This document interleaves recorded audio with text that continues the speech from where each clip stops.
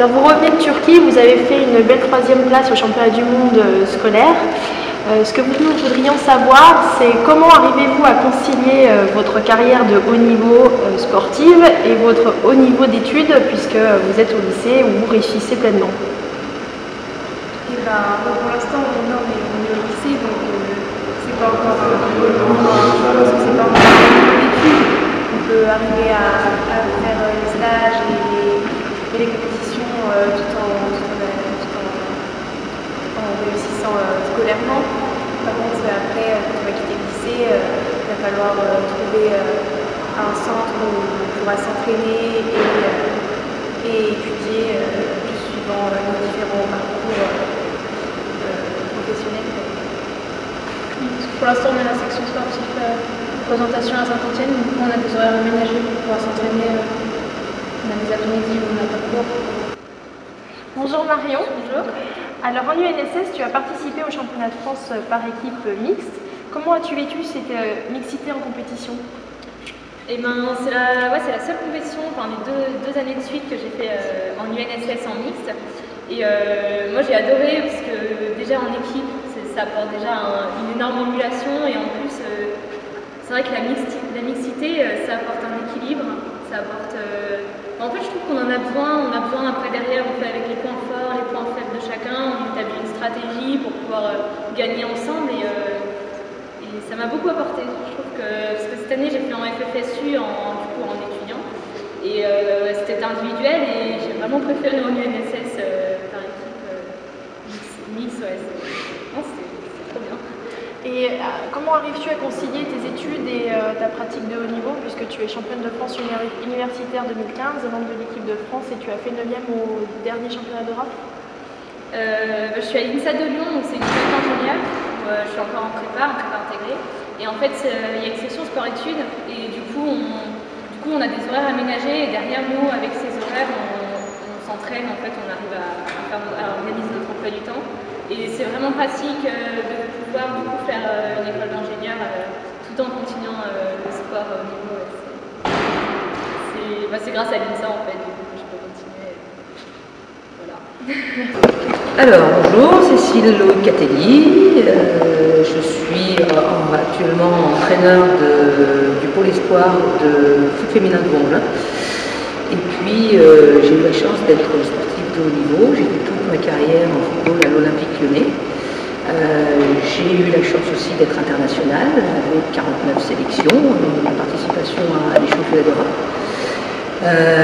Parallèlement à ça, je suis aussi consultante sur la chaîne de télé Eurosport, qui est très complémentaire avec mon travail, puisque c'est un travail d'observation de matchs, de consultante.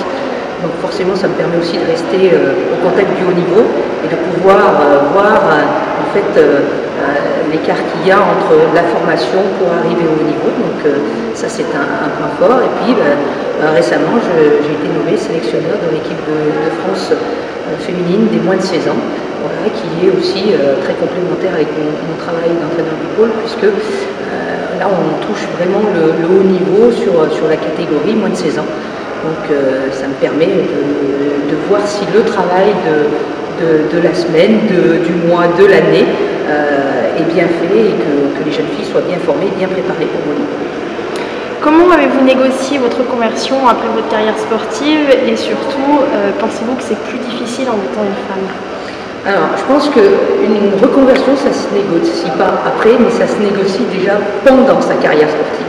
Je pense qu'il ne faut pas attendre d'avoir fini, je pense qu'il faut la penser, il faut être accompagné pour pouvoir, une fois qu'on a arrêté, parce que c'est un grand vide quand on arrête.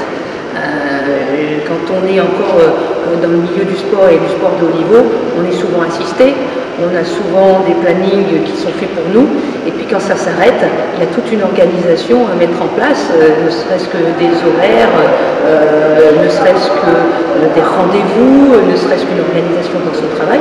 Donc je pense que ça se prépare vraiment avant de s'arrêter, pour que cette reconversion puisse être faite. Donc c'était mon cas, j'ai passé mes diplômes quand j'étais joueuse, parce que je savais très bien que je voulais rester dans le sport et notamment dans le milieu du foot, ce qui n'a pas été facile par contre pour moi, c'est que le milieu du football est un milieu quand même à connotation très masculine et que par exemple dans toutes mes formations, j'ai été la seule fille.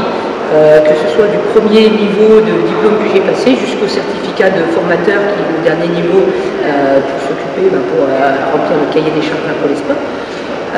Donc ça c'est pas évident. Par contre l'avantage qu'on a c'est que ça forme aussi un caractère parce qu'il faut toujours peut-être en faire plus, il faut toujours convaincre plus et ça forge du caractère. Alors il faut avoir cette force de caractère qui fait que on doit toujours prouver, on doit toujours s'améliorer. Mais je pense que de travailler aussi moi ce qui me plaît c'est de travailler aussi avec les hommes parce que je trouve qu'on n'a pas les mêmes façons de penser, on n'a pas forcément, alors je ne dis pas les mêmes objectifs parce que quand on a des objectifs de haut niveau forcément souvent c'est les mêmes, mais je trouve qu'on a une façon de penser qui est différente mais très complémentaire. Et là où ça m'a aidé, c'est que de temps en temps ça m'a fait penser autrement, réfléchir autrement, prendre du recul sur les choses. Donc c'est pour ça que je dis que la mixité et dans le sport et dans la vie c'est super important parce que de temps en temps les hommes ont besoin de nous et nous forcément on a besoin aussi d'un avis d'homme parce qu'on n'a pas la même façon de réfléchir et justement la complémentarité existe aussi. Merci beaucoup. Donc, Mélina Robert-Michon, vice-championne du monde et vice-championne d'Europe. Bonjour, vous poursuivez une longue et belle carrière. Vous avez concilié maternité et la poursuite de votre carrière de sportif de haut niveau. Être mère, est-ce un atout? Oui, je pense que pour moi ça a été un vrai atout déjà de faire cette coupure dans ma carrière. Ça m'a permis de prendre du temps pour moi, de me recentrer, de refaire un peu, de remettre les priorités dans le bon ordre. Et puis voilà, ça m'a permis de revenir avec un regard neuf, avec des nouveaux objectifs. Et puis des envies différentes.